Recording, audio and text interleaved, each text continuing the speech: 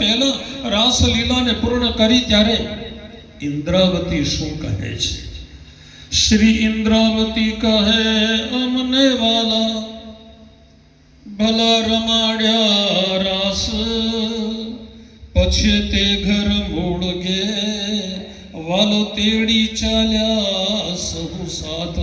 સુંદર સાથ જે અહીંયા આ શબ્દ મહામતી સ્વામી પ્રાણનાજીના મુખાર બિંદનો શબ્દ છે, જેને આપણે શ્રીજી મહારાજ કહીએ, જેને આપણે શ્રીજી સાહેબ કહીએ છીએ. તો શ્રીજી સાહેબ વાણીમાં શું કહે છે કે મારા તનમાં બેઠેલી આત્મા ઇન્દ્રાવતીની છે અને મહામતી સ્વરૂપે આ વાણીનું ગાન કરે છે. અને વાણીનું ગાન કરવાની જે શોભા છે એ અક્ષરાતીત પારબ્રહ્મ પરમાત્મા શ્રી કૃષ્ણજી સ્વયં અને સાક્ષાત શ્યામાજી મહારાણી રાધિકા મહારાણીના દિવ્ય સ્વરૂપે મહેરાજ ઠાકોરના તનમાં બેસી અને આ એક એક શબ્દનો ઉચ્ચાર કરે છે.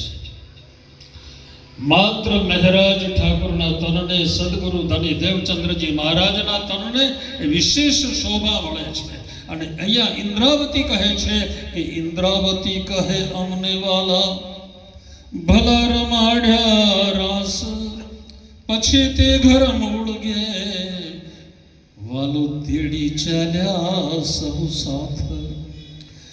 મૂળ ઘર પરમધામમાં રાજી લઈ જાય છે. રાસ રમાડ્યા પછી આ રાસ ગ્રંથના પ્રકરણની અંતિમ ચોપાઈ છે.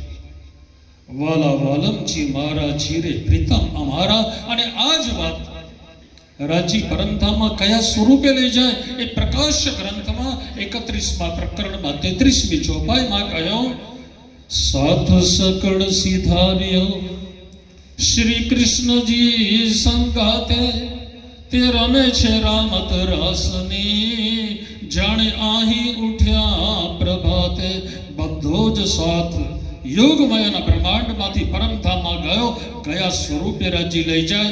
આ વાત મહામતી સ્વામી પ્રાણનાજી, આ વાત શ્રીજી સાહેબ પોતે કહે છે કે બધો જ સાથ કૃષ્ણજી સાથે પરમધામ ગયો. કાળમાયાના બ્રહ્માંડમાં વ્રજલીલા થઈ, એમાંથી રાસલીલામાં પણ કૃષ્ણજી જ લઈ ગયા. અને રાસલીલા રમ્યા પછી પરમધામમાં પણ શ્રી કૃષ્ણજી સ્વરૂપે જ આપણે બધા જ પરમધામમાં ગયા. અને આ જ વાત સુંદર સાથ ઘણીવાર દ્વિધામાં પડી. આ સંસાર છે સાહેબ, માયાનો સંસાર છે. માયાનું આવરણ લાગે ને ત્યારે ભલા ભૂલી જાય. અને